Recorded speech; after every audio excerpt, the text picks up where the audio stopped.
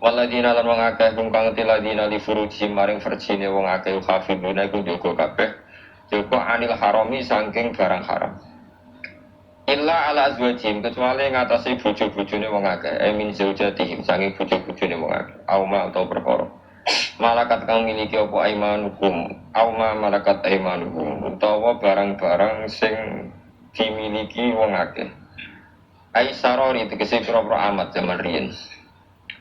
Fa inna hum mungko sak temene wong akeh sing nekani bojo utawa amat iku luwih malu niku raden baidu kabeh fi idyani hina ing dalam nekani bojo utawa amat zaman iki paman te sapane wong ita goi golek sapa man waro adalika sak liyane halali bojo lan amat minazujati sing boro-boro bojo wasarori lan pira-pira amat kal istimna'i kaya dene sesenengan gawe istimna maksudnya berusaha ngetokno mani bilyadi kelantangan fi idyani hina ing dalam nekani nisa. Kaulai kamu kote kabeh bumi ulai kai kuala aduna ku sing liwati batas kabeh. Ai mutajawizuna tegese kang liwati kabeh ilama maring perkara layak hilu kang ora halal apa malahum kedhe wong akeh. Waladina lan wong akeh kang tiladina li amanatihim maring propro amanati ladina li amanatihim jam'an hale lafat jamak. Amanat ngaten wa mufradan lan mufrad li amanatihim wa ahdihim lan ning perjanjiane ladina. Wong sing ning amanat lan perjanjian fima ing dalam perkara benagum kang antarane para wong akeh au fima benagum utawa antarane wong akeh wa benawa lan antarane Allah min sholatin haing salat wa ghairi halan yani salat rauna iku jaga kabeh hafizuna tekse jaga kabeh waladina lan wong akeh kang teladina ala sholatihim jam'an ala sholawatihim wa mufradan ala sholatihim sami-sami sapah yo hafizuna iku jaga kabeh Yuki munah tegese jumeneng sapa ngakeh ing salat fi awqatiha dan propro wektune salat. Ulai kau temungkon kabeh hum ya ulai kayu alwarisuna iku sing maris kabeh. La khairum ora kok liyane ulai ka. Maknane maris budi alladzina rubana wong akeh yarisuna kang padha maris sapa ladina al-firdaus ing swarga firdaus. Wa te firdaus ku jannatun iku swarga, alal jinani kang dhuwur-dhuwure swarga. Swarga paling atas. Ini gue sing fauqaha arsyur rahman sing sak dhuwure niku mun nenten aras. Kang utawi ladina fi ing dalam jannah khaliduna wa abadi kabeh fi dalika ing dalam mengkono-kono dawuh isyarat untuk isyarah ilal ma'adi maring proses baline manungsa utawa ilal ma'adi maring terjadine dina hisab atau dina akhir. Mulane wa yunasibu lan munasabah utawa napa dadi serasi iki dawuh apa zikrul mabda'i apa nutur kawitane manusa ba'dahu sause nutur al-ma'ad mesti nak bar nyeritakno hari sampeyan akhir saiki cerita awal kejadiane manusa walaqad khalaqna wa demi Allah laqad khalaqna teman-teman gawe ingsun alin sana ing manusa Adam tegese Adam tak gawe min sulalatin saking sari ya ti sulala iku min salal tusy amlasy manane aku jupuk perkara saka perkara manane istakhraj tuh tegese mensarikan ingsun ing syai' min sang syai' liya wa te manane sulalah utawa syai' al mustakhraj utawa asy-syai'ul mustakhraj iku khulasatuhu iku kang dadi sarine syai' mintinen sange lemah muta'alliqun bisulalah sumaja ana mungkon gawe ta'alluq gawe sapa ingsun ing insan ail insana tegese manusa nasla Adam tegese anak turune Adam tak gawe nutfatan hali rupamani manian tegese rupamani sperma fi qararin ing dalam panggonan makinin kang jelas wa ta al qararul makin wa arrafim rahim semua khalaq namung kono gawe sapa ingsun nutfata ing mani tak gawe alakutan ing getah utawa barang sing nempel yang saling daman tegese getah jamidan kang kumpal fa khalaq namung gawe sapa ingsun alakutan ing alakutan ing segumpal daging lahman tegese daging kadroma ing kadare perkara iku mamdahu kang iso dinlek apa mah fakolak namo gawe sapa ingsun kota ing daging tak gawe idoman ing galung fakasana mengko masno ingsun ali idoman ing galung tak kei pepaes lahman ing daging wa fikratin usman fil maudi wa khalaqna fil maudi salasa bi mana sayarna lawan maknane gak endo sapa ingsun suman sakna mengko gawe ingsun ing manusa tak gawe kholkon ing makhluk ada akhara ingkang liya binafiruhi kelawan niyupno angin fihi ing niyupno ruh fihi ing dalam manusa fatabarokallah mongko berkah sapa Allah ahsanul khaliqin yaiku zat sing api-api zat sing gawe ilmu qadirina tegese kang nekdir kabeh Wang mayizu ahsanati tamyizi ahsana mahdhufun din kubang ing mikrono sing dinawri bi bitamyiz khol konteks apane penciptaan. Summa innakum ba'da dzalika lamayitun. Mun kula terangno masalah salat ya. Terus kalau tak terangno dari awal redaksi ini Nabi, terus kalau terangno hukum fikih, badan itu nanti kalau terangno ilmu filosofi ini sholat. Ketika Kanjeng Nabi Muhammad Sallallahu Alaihi Wasallam niku teng hadis sahih mutawatir niku as-sholatu khairun maudhu'un fa'aktsir awakillah. Kalau kalian melihat as-sholatu khairun maudhu'un fa'aktsir awakillah. Jadi sholat itu kebaikan yang sudah bawaannya dulu. Jadi sudah bawaannya sholat itu kebaikan.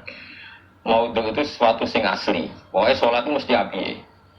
Sebab niku ngendikane Nabi cek kowe ngekeh-ngekehno jumlahe salat, cek jumlahe napa sih?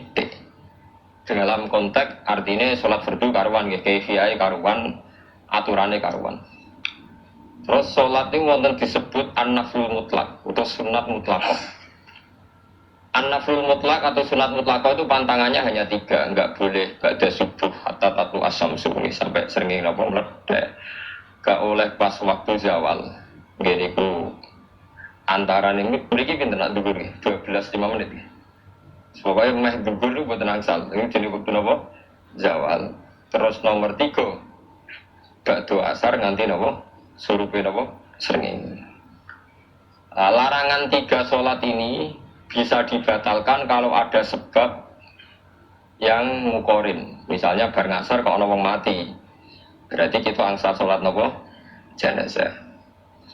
Utawa kue bar subuh mlebu masjid terus wudu. Niku ana ulama sing darani tetep salat tahiyat napa masjid.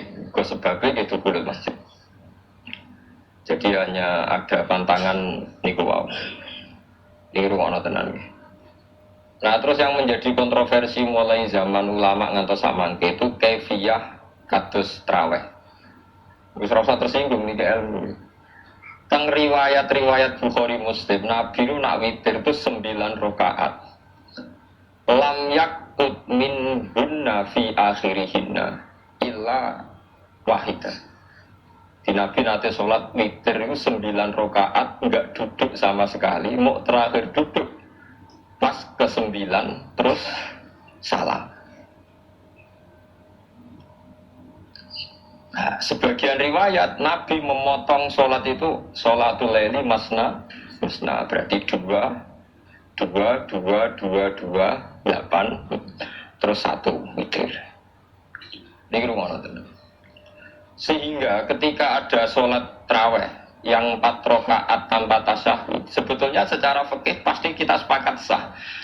Karena kalau 4 rakaat tanpa tasyahud pertama, kenapa kita katakan sah? Karena Nabi malah pinter lu seru tuh. Buat ini karena menjadi kontroversi. Nah, dan tidak satu pun ulama di dunia yang mengatakan tasyahud awal itu wajib. Sampean yakin tasyahud awal wajib atau sunat? Sunat. Artinya khasnya hukum sunat itu gimana? Kalau ditinggalkan tidak batal. Berarti misalnya orang tarawih 4 rakaat berturut-turut, berarti tidak ada masalah karena yang ditinggal artinya tasyahud awal yang kita yakin itu hanya sunnah. Tapi dasar serah cocok itu tidak ada masalah. Dalilnya ra cocok. Nah, sing darani masalah padahal darani tasyahud awal itu sunnah. Wis salat zuhur tasyahud awal sunat atau wajib? Sunat. Nah, sunat itu khas ya, ditinggal batal ora. Betul. Tapi nak sing ra cocok batal. Hukum ono cocok ra cocok. Mboten iki kula terang. Nah, tarawih itu yang kontroversi ini tentang kitab Majmu' karangan Imam Nawawi. Ya akal-akalane tiang-tiang niku. Kula nganti sakniki kan mboten nate imam, tapi akan dani imam.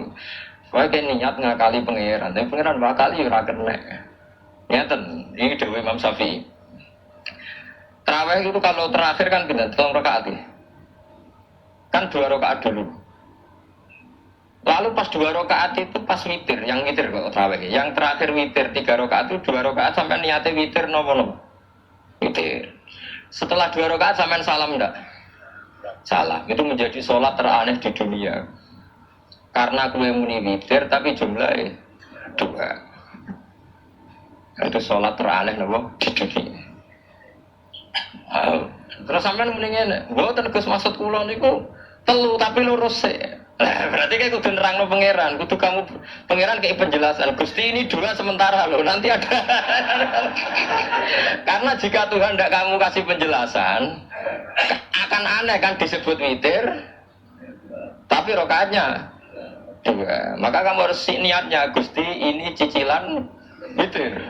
Nah, sehingga jangan kira engkau 2, tapi ini nanti 3. Nah, itu makanya setiap bilalnya atau matinya kan solu sunnatan rokataini minal witri. Jadi diumumkan sholatlah 2 rakaat, tapi yang 1 paket dengan cicilan witir. Nah, itu lucu. Karena Anda sekali bilang itu witir, berarti Anda bohong kan? Nyatanya 2 rakaat. Tapi kritiknya Imam Syafi'i ini kan lucu. Imam Syafi'i yang imam kita itu mengkritik itu sholat aneh kalau begitu. Sholat itu kalau sudah salam itu dianggap sholat mustaqillah, sholat yang mandiri. Nggak bisa sholat kok bertakluk dengan sholat setelahnya. Sholat itu kalau sudah dimulai takbir, diakhiri salam ya selesai dan menjadi sholat yang mandiri. Nggak bisa sholat yang mandiri ini, kok nasibku ngenteni yang satu itu. Nah, iso sholat tak selesai ya. Selesai. Sebab itu seharusnya witir agak risiko ya orang rakaat langsung tasawuf awal engkau terus tambah sak rakaat kata mirip maghrib lah, mirip maghrib. Tapi itu kan masalahnya nggak populer juga. Itu. Akhirnya diakali wong sallu sunatan minal witri gitu. Kemudian ono minal witri kan. Itu kalau diterjemahkan sholatlah kalian paket witir tapi ganjil sih, paket witir tapi genep sih, tapi sementara Gusti tapi itu sih.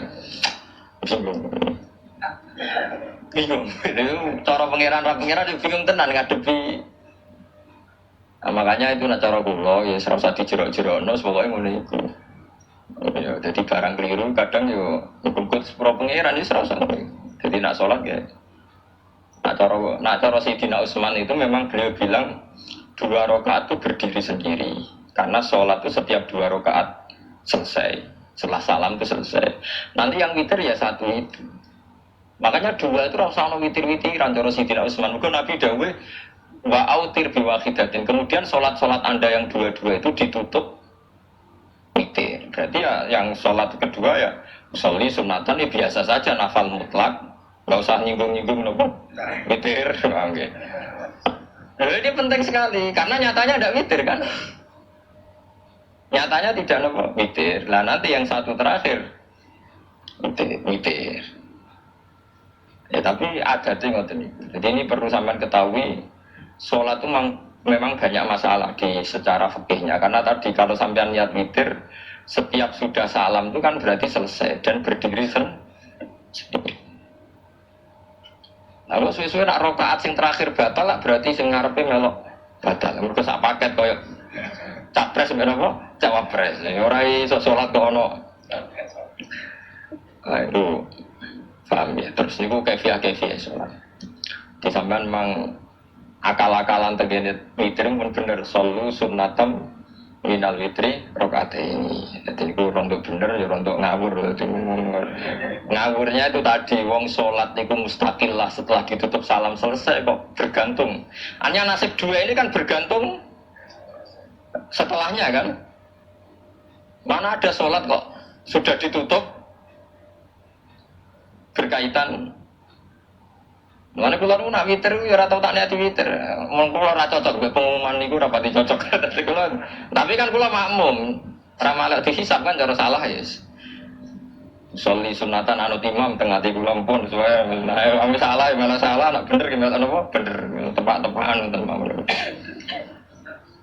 Jadi kalau ini wong alim fikih tapi paling tersiksa, aku kalah mbek adat, kalah mbek apa adat. Tentang adat ora apik. Jare Nabi kono umume wong ya umum wong. Namun pintu ya melok apa pintu. Ini dia Imam Syafi'i harusnya punya rasa malu orang yang mengatur sholat sedemikian rupa. Sebetulnya sholat niatem salah lah, keliru lah. Wong sholat itu wis apik, ora usah detail-detail napa niat. Nanti dari Imam Syafi'i itu yang lebih masjid niat duha ya untuk tahiyat masjid, niat tahiyat masjid nanti waktu duha ya untuk duha. Karena wis barang apik, wis piye tetep apik. Oh, jadi ora usah ribet-ribet niat ngono memang barang apik. Paham ya? Tapi kan sederhana kan sebenarnya kita tidak perlu bulat, tidak perlu apa bulat. Paham gitu. Terus ini penting. Nah, terus yang ketiga masalah kesunatan jamaah dan tidak ini kalau terang dan menurut hukum fikih tahajud itu jelas gak disunatkan jamaah, witir juga gak disunatkan jamaah. Tapi semua ulama yang bilang tidak disunatkan itu nggak ada yang memfatwakan hak batal kalau berjamaah. Jadi tidak ada yang bilang dikatakan batal kalau jamaah, cuma tidak disunatkan jamaah. Tapi Rasulullah itu pernah main di salah satu sahabat di waktu duha. Sahabat itu sakit, ingin mengundang Rasulullah, kepingin dalamnya dikenangan nanti tinggi sholat sinten Rasulullah. Ternyata Rasulullah ketika sholat, anak-anak dan istrinya yang sakit tadi ikut jamaah dan Nabi membiarkan. Bahkan Nabi sempat ngatur soft. Padahal itu satu bentuk sholat yang kategorinya nggak disunatkan apa jamaah. Itu makanya Imam Nawawi bilang sholat-sholat yang nggak disunatkan jamaah itu masih boleh jamaah. Seperti witir, duha. Tapi justru sudah digerakkan tahajud bersama. Nah ini kalau raja cocok nih, mau ngerakam tahajud kok tidak nih, tahajud. Kalau nggak nanti dipahami tikus, nah tahajud bersama.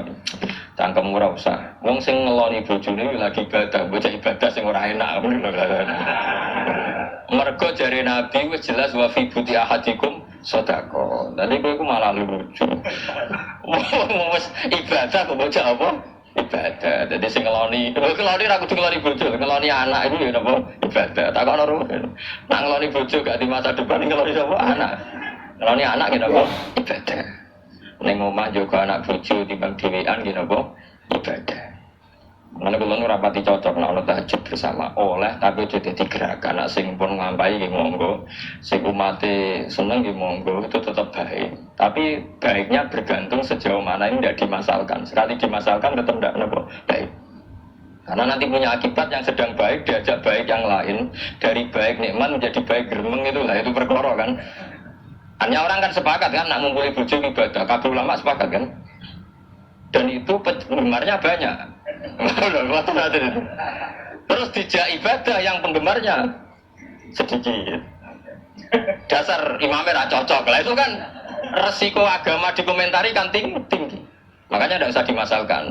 Sing kelon ya keben, sing turu gitu kok. Keben karena turu ibadah kan. Yang turu itu mari ra maksiat. Wong sino mergo ora turu. Wong maling mergo ora turu.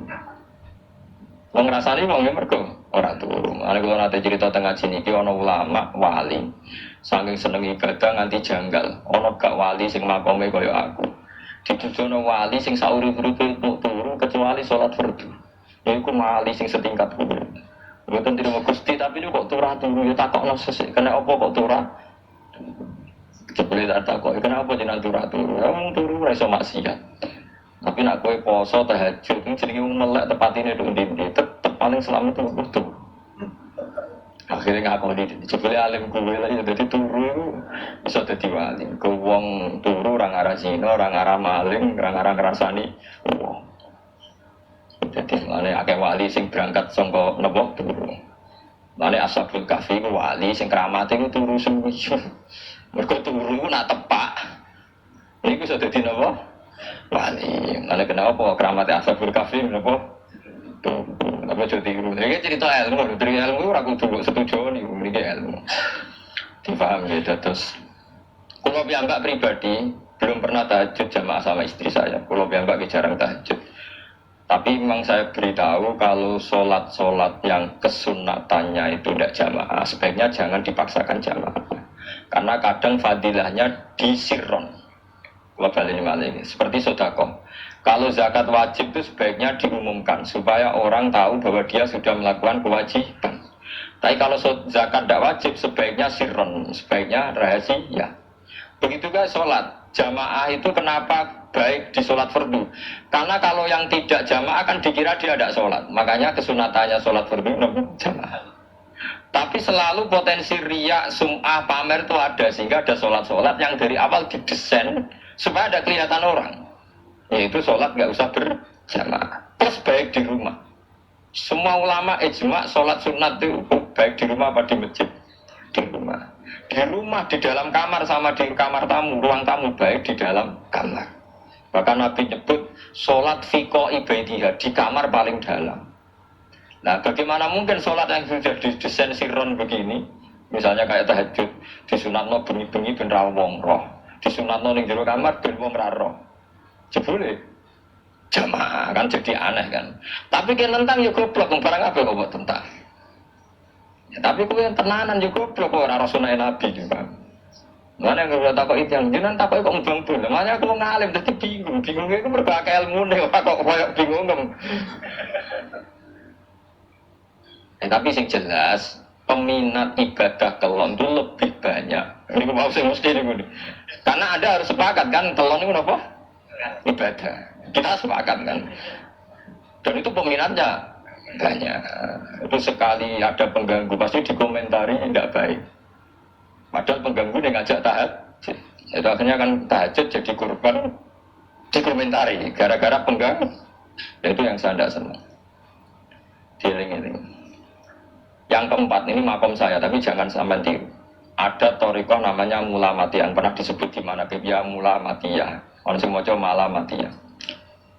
Ada ulama itu seumur-umurnya itu tidak pernah sholat qobliyah ba'diyah. Tapi jangan tiru, kalau ngomong saya ulang-ulang jangan tiru. Nah, kalau sering tiru, gue nanti sholat qobliyah ba'diyah. Termasuk yang menentang itu Abdul Hasan Asy'adili dulu ketika beliau belum wali papan atas. Ulama dia itu kalau katoan itu dengkulnya ketok, jadi agak-agak kuku paling bawah itu ketok lanang dulu. Gue coba yang itu nih lanang, pakai lanang.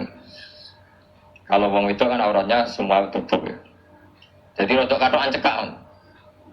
Pas Abdul Hasan Asy'adili lewat itu dia ingkar, dia ulama kok katoan cekak atau sholat sunat. Hasan Asy'adili yang jadi toriko sama Syadiliyah itu juga pernah wali anyaran. Janggal dia kan si wali perfect, wali senang sempurna. Nah, akhirnya ketemu sama ulama itu ternyata jagungan dengan antarane langit dan bumi. Kok orang tadi sing katokan cekak itu kok orang tadi. Terus digojo sana. Kamu jangan nyindir saya, jangan ngenyek saya. Makommu jadi dura. Kamu ini jatuh umatnya Muhammad banyak. Itu sing iso ngancani aku. Ternyata dia itu punya torikoh, kumpul bid'ah, wong sekuler, wong nakal, supaya mereka untuk rahmat mergodin ini. Karena dia mantep para pangeran, gak mungkin wong bid'ah, wong salah, tak awari aku kena azab. Mesti pangeran ngergani aku. Jadi dia ngancani wong nakal itu demi supaya wong nakal itu kena azab. Mereka diproses ilallah, diproses didakwai ilallah. Sebab barokah itu dia jadi wali. Terus adiknya sholat sunat qobliyah ba'diyah, adiknya berat. Kok tahu belas alasannya? Dijak sholat fardu ya abot. Nak nganti disangka qobliyah ba'diyah penting malah abot. Mulane aku rasa sholat qobliyah ba'diyah. Lah iku sing makom iku global ini malah. Dijak sholat fardu wae abot. Nak nganti aku qobliyah dulu 4 rakaat, ba'diyah dulu 4 rakaat. 2 rakaat. Tapi paling abdul kan papat khusus dulu gitu. Kayak jadi dia ini nunjukno nak Islam itu mau sholat fardu faqat. Orang luweh, orang kurang. Aku jadi wali Mulamatiyah, sing dulu tawasul teng manaqib Syafii Qadir apa? Jilania Mulamatiyah. Wali-wali anti sholat qobliyah, anti sholat ba'diyah. Lalu pulau dulu, nanti saat ini jarang. Teng kampung pulau itu terkenal. Sebab aku ngalim ora tau sholat sunat. Ya, angger wong narukan sholat sunat kabeh aku malah ora. Tapi nek ora kabeh aku tak sholat. Makanya sementing itu. Ya sementing itu. Ada yang itu. Ya alasannya masuk akal. Alasannya masuk akal. Maka itu Abdul Hasan Asy'adili pernah juga diingatkan wali-wali yang lebih senior. Begitu juga Abu Yazid Al-Bustami. Beliau juga pernah dipermalukan wali-wali agak preman. Tapi itu cerita wali. Sampai harus percaya karena ini cerita ilmu hal. Abu Yazid itu seorang wali besar, makanya kan masyhur banyak santri namanya Bustami itu dulu tafal sama Abu Yazid Al-Bustami. Itu dia wali Ya wali Menara Gading dia yang ngajar di pondok awalnya begitu ngajar, pokoknya jadi musola. Niki cerita, cerita kalau gak kira-kira. Cuma nak cerita niki kalau naruh referensi ini, tapi kalau nanti diceritakan. Nah, yang tadi saya tahu kitabnya. Different secara akademik, saya mau kalau kitab. Nah, niki jadi cerita. Tapi kalau percaya, karena saya tahu padanannya, tidak sepersis itu tapi tahu padanannya. Dia itu mimpi, ya Allah saya ini nanti di surga bersama siapa. Saking yakinnya dia soleh, jadi mantep papan atas, gak pantas kalau sing batu ini apa ini surga. Mbak Pangeran dijawab, wes ngono Mbak Ruhin gitu. Ternyata si Ruhin ini yang ditunjuk di mimpinya itu orang yang kumpul mabuk-mabuk di warung mabuk, warung flare, warung. Terus dia ke situ tanya Ruhin yang lain gak ada ya keriting dek semuanya orangnya itu dok ngelek keriting dek semuanya itu dok. Tanya-tanya nggak ada yang lain terus masuk wali kancaku kok awar ngomong nopo mabuk. Dia akhirnya balik kanan. Wah, ngono ngipiku kok setan. Terus diceluk ke wali tadi. Ya Aba Yazid, ya betul, memang teman kamu di surga itu saya. Ya. Padahal tidak awam ya, memang tidak. Ya betul, memang teman kamu di surga itu saya. Wah, ya wali tenar maksudnya. Terus ditanya, kenapa kamu berteman orang-orang mabuk? Dinya aku cangkem sing darane aku kancanan sapa? Aku iku ning gone warung mabuk mau ngombe banyu putih. Nek kancaku do mabuk aku ora ngono. Aku ape tak tobat sing separuh ning masjid saking nyabariku kancane, tapi aku ngombe banyu putih. Sing separuh tugas semua. Semane nyalahno wong. Wali biasa umur santri kon nobatno preman. Kok mangkel dene salah Nabi ya sing separuh tugas. Mergo sing separuh tak tobat, saiki ning masjid serane warung ya. Nabi ya sih rada meriang tapi piye ditantang dene wali tenan. Mau ngetok wali ini, ya Allah, nak panjang kula wali ini jenengan tenan. Wong sing roh wajahku kudu tobat Gusti. Waktu Nabi Yazid kita tahu wali ini, umatem kon dulu rai kun ora tobat atau juga Nabi Yazid. Wah, itu dekat wali. Akhirnya, umatku ada Nabi Yazid. Iku Abu Yazid wali wah. Delok wajah itu, delok wajah langsung tobat. Nah, makanya ini dua beliau itu akhirnya berteman apa di surga. Jadi milih wali sing kayak Abu Yazid atau sing. Nah, menurut saya cerita ini penting supaya anda sing biasa nih warung ada kemungkinan itu lah. Maksudnya penting kan gitu. Artinya berhusnudon wong ada potensi itu. Mungkin sama tak cerita nih di Yaman tuh ada para habaib Maulad Dawilah. Maulad Dawilah itu termasuk habib yang kastanya sepuh. Itu Sayyid Umar Hafid itu sering main di sana di kampung Maulad Dawilah. Ini kan modelnya buat nanti sholat sunat. Nganggur maghrib, batu maghrib itu jagungan sekedap, kinten-kinten ya 10 menit terus sholat isya. Kinten-kinten cara memiliki 6 seperempat. Ya saya itu mari mungkin gede-gede tapi Habib sendiri, buat ternyata ini bisa. Bertakok ini ya, jangan Habib tidak peduli, pokoknya kita peduli. Saking khawatirnya Islam dianggap berat.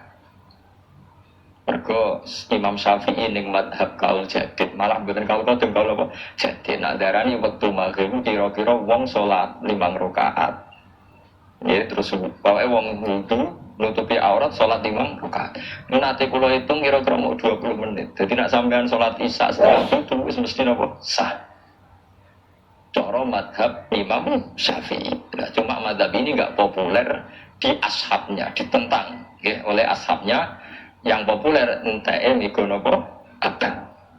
Tapi sebenarnya madzhab Syafi'i yang jadi itu. Lalu kalau angger jamaah takdim, angger kira-kira setengah itu kita jamaah apa semua. Ya sering jamak kalau bedeng-bedeng, tapi ini dereng nyisa. Ya pokoknya cara aku wis nyisa, cara aku ragu tuh, pokoknya cara aku wis nyisa. Ya semoga kalau jadid malah. Makanya dulu ada seorang ulama berdebat. Sing sitok setuju waktu maghrib niku ngentah ini ndak enek apa abang. Ana sing debatnya masuk akal ngeten. Niki sama-sama ulama bapak mbek anak. Padha ngalim ya padha sepuh ya padha sepuh. Ulama ini malah aneh carane nentang itu dekne cara dekne waktu maghrib ku nganti kira-kira setengah pitu nganti jam itu. Kok lagi waktu isya jam itu seperempat. Oh dekne mau nak darani waktu maghrib ku cepet mau. Jadi alasannya masuk akal. Pangeran nak gawe biasanya nak kembaran jadi nak tandingan jadi itu lama kok jadi lama ya kadang ya lucu. Sampai nak sholat subuh jam berapa? Setengah lima kan, anggap aja setengah lima. Berarti subuh nganti meletak srengenge ada waktu 1,5 jam. Ada waktu pinter? 1,5 jam. Lah saiki maghrib iku wis surut. Ya maghrib napa surut?